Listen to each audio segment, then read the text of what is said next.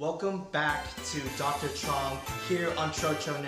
I am Dr. Truong, as you can tell from the title screen, that I am going to do a segment about acute lymphoblastic leukemia. Now I have a guest in the audience who is going to tell his story about how he survived and in general to help tell us about the disease. Now let's call up Mr. William Wang.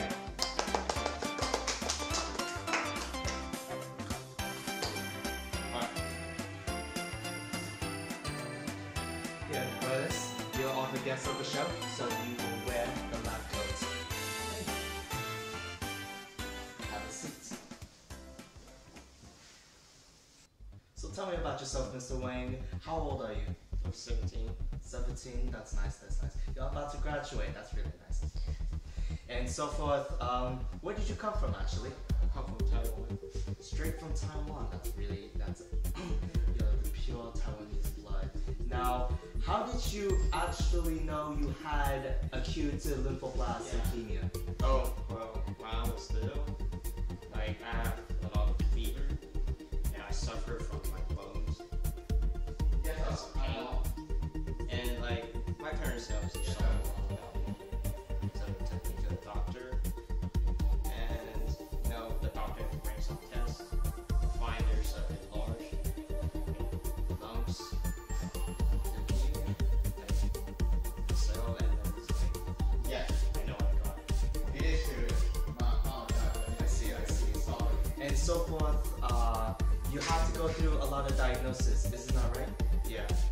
Go through a lot of diagnosis, had to check within your blood marrows, out of bone marrows, and you had to do blood testing and all that. How did that go for you? Did you... I was little, I was a kid, so I was much. I see. What kind of treatments do you actually get while you were growing up? Oh, I get chemo as well as radiation therapy when I was little. And if my oncologist, I would say if my test would get worse, I should have a bone marrow transplant, just in case. Speaking of that, do you actually, did they ever tell you what they'll do with the bone transplant? I already done some HRA. Oh, really? So they already gone through the process because, as you would already know, it goes deep into your bone, and they would give the kind of nutrition to replace everything else because you're pretty much, it's producing immature white blood cells. So in that case, you're getting the help from other people. Yeah. That's really nice. And so forth. That'll be it for the kind of questions we have. We're actually going to go deep into the microscopic point of view of this. We'll be right back. The Spanish word of the day is wheelchair. There's only one donut left, so wheelchair. We are back on the air. We are here as Dr. Truong on Truong. We are going to look deep within this disease called acute lymphoblastic leukemia. Now, moving on to the first slide. What is lymphoblastic leukemia? Well, first beginning introduction, these are the white blood cells. As you can see here, these are the normal ones that you see. Like any other cell, it has a nucleus inside, showing that it has grown, mature, more or less like a metaphor of saying like they've grown, they know what they're doing. Now, take note of how they look like a normal cell, just the nucleus inside. Now we look at what is the disease look like. Here are what it will look like for the cells, because as the description will say, these are immature white blood cells. Yes, these are blood cells, but these are immature. As you can tell, they do not have a nucleus in any one of these. Metaphorically saying like children have not had anything developed at all. Sounds like a sad story. Well, that is pretty much life in a sad way. Now, how do we know how it works within it internally? How do you know what it'll actually look like?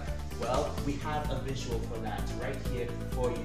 We will go deep within the bone where it's actually made for most of these cells. Specifically, with the stem cell here, it creates 3 cells.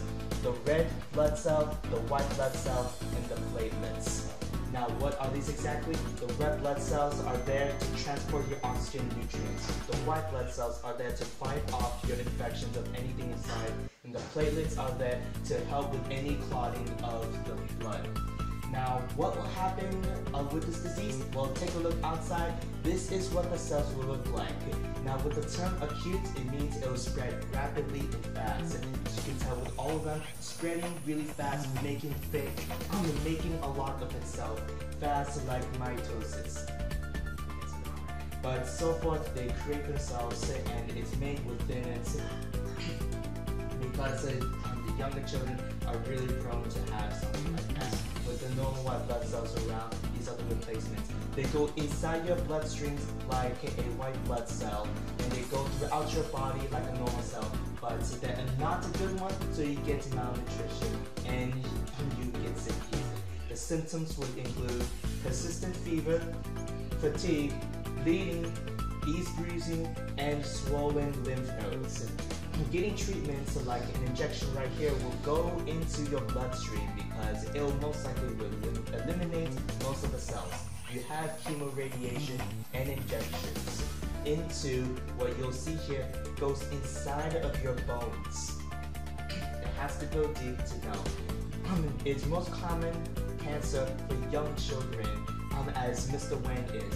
Nearly 80% of them can all be cured, as you saw with William, alive and well. And that is it for today.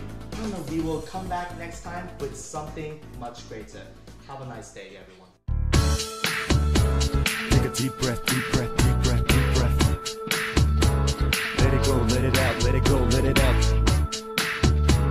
Take a deep breath, deep breath, deep breath. Feel the frost and touch the sky. Take a deep breath, deep breath, deep breath, deep breath. Let it go, let it out, let it go, let it out. Take a deep breath, deep breath, deep breath. Till you feel the frost and touch the sky. On a sunny morning I touch the sky. Next morning I touched your heart. What's the start? I play my role when I rip the mic apart. Do what I got to do to place a spark. I'ma put it down, seeking no crown anymore. From the moment I saw you, it's all gone. Hard to believe to a pimp like me. Used to have 7 women every day of the week.